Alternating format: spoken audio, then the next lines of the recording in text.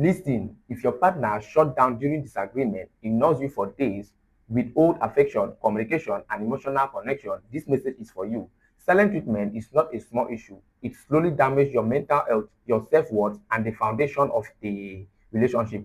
Today, I want to help you understand why people use silent treatment, what it does to you emotionally, and how to respond without losing your dignity or your peace. Silent treatment happens when someone deliberately refuses to communicate during conflict. It is often used to punish, control, or escape responsibility. Silence may sound harmless, but in close relationship, it can be deeply harmful. When someone you love suddenly goes quiet, it creates confusion, fear, and emotional instability.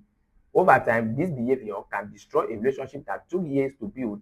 That said, not all silence is unhealthy. Silence becomes healthy only when it is clearly communicated. For example, if you come home exhausted and overwhelmed and your partner wants to discuss an issue immediately, it is healthy to say, I need some time to calm down. Can we talk about this later today?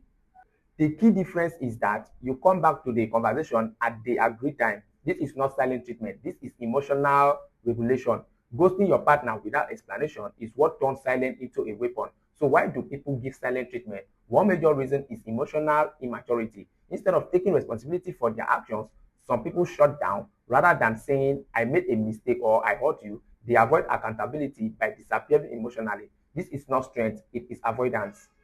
Another reason is conflict avoidance. Some people were never taught how to express themselves calmly. They fear argument, so they withdraw. But avoiding conflict does not solve it, it only delays it. Unspoken issues grow bigger with time. When communication stops, misunderstanding multiply and emotional distance increase. In some cases, silence can even open the door to third-party involvement, where one partner seeks emotional connection elsewhere. Control is another reason. Some people know that silence makes their partner anxious. They know you will overthink, chase, and beg for reassurance. This gives them a sense of power.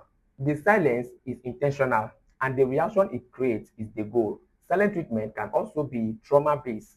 If someone grew up in a home filled with chores, unresolved fights, or emotional neglect, silence may have become their survival tool.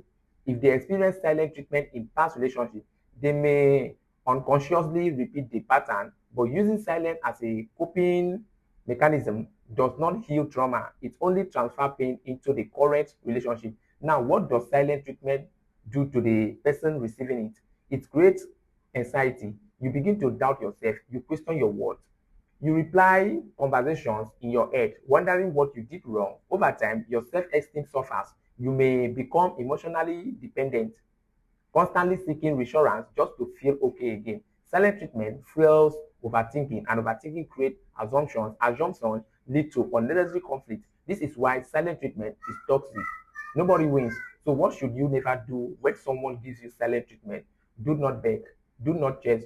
Do not send repeated message or calls. Do not apologize just to keep the peace. Do not over explain yourself. When you keep chasing, you reinforce the behavior. You teach them that silence works.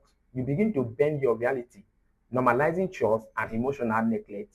The more you chase, the more they withdraw. Silence feeds on desperation. So how should you respond? Respond once, calmly and clearly. You can say something like, I am open to talking when you are ready, but I will not engage in silence. That is all. This sets a boundary without aggression.